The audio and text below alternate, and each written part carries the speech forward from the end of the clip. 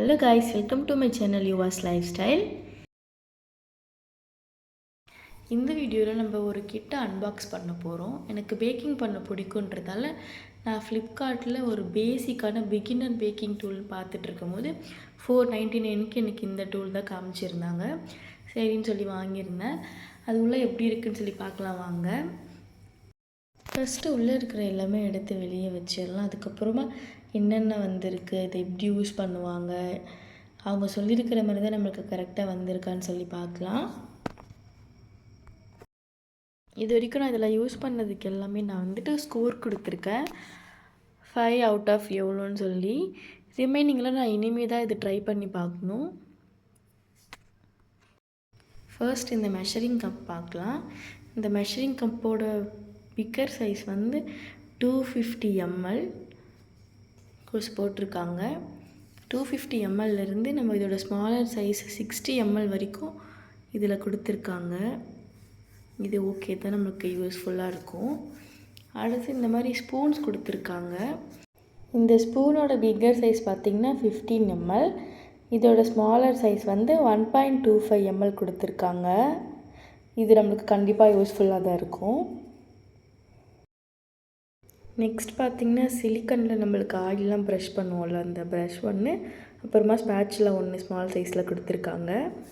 இதுவும் ஓகே தான். நெக்ஸ்ட் இந்த டூல் பார்த்திங்கன்னா நம்ம கேக்லாம் கட் பண்ணுறதுக்கு, ஸ்லைஸ் பண்ணுறதுக்கு அதுக்கான டூல். இது கூட ஓகே. நான் இது வரைக்கும் அந்த டூல் இன்னும் யூஸ் பண்ணதில்லை, இனிமேல் தான் ட்ரை பண்ணணும். அடுத்து நாசில்ஸ் கொடுத்துருக்காங்க, ஒரு 12 நாசில்ஸ். இது கூட ஓகே. அடுத்து பார்த்திங்கன்னா கேக்லாம் ஐசிங் பண்ணும்போது ரொட்டேட் பண்ணுவாங்கள்ல வச்சு, அந்த ஒரு டூலும் கொடுத்துருக்காங்க. அதுவும் யூஸ்ஃபுல்லாக இருக்கும் கண்டிப்பாக. நெக்ஸ்ட் இந்த மாதிரி கேக்கை ஸ்மூத்னிங் பண்ணுறதுக்கு ஒரு டூல். அடுத்து வந்து சைடில் வந்து டிசைன்ஸ் போடுறதுக்கு ஒரு டூல் கொடுத்துருக்காங்க. இந்த டூலுக்கு ஓகே.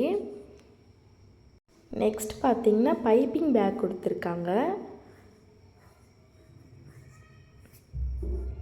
அடுத்து நம்ம ஃபைனலாக நான் ரொம்ப நேரமாக வெயிட் பண்ணிகிட்டு இருந்தேன், இந்த பிளெண்டர் தான் ஓப்பன் பண்ண போகிறோம்.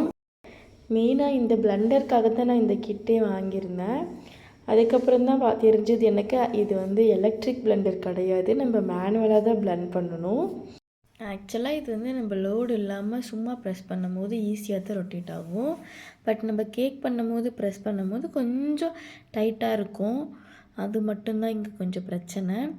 இந்த கிட்டில் எனக்கு வந்து எல்லாமே ஓகே. இந்த டூல் மட்டும்தான் எனக்கு லைட்டாக சாட்டிஸ்ஃபை ஆகலை. மற்றபடி எல்லாமே ஓகே தான். அவ்வளோதான் கைஸ். ஃபைனலாக நான் இப்போ தான் பிகினராக இருக்கேன், நான் இப்போ தான் கற்றுக்க போகிறேன்றதால இன்றைக்கி இந்த ப்ராடக்ட் கொஞ்சம் யூஸ்ஃபுல்லாக இருக்கும். தேங்க்ஸ் ஃபார் வாட்சிங்.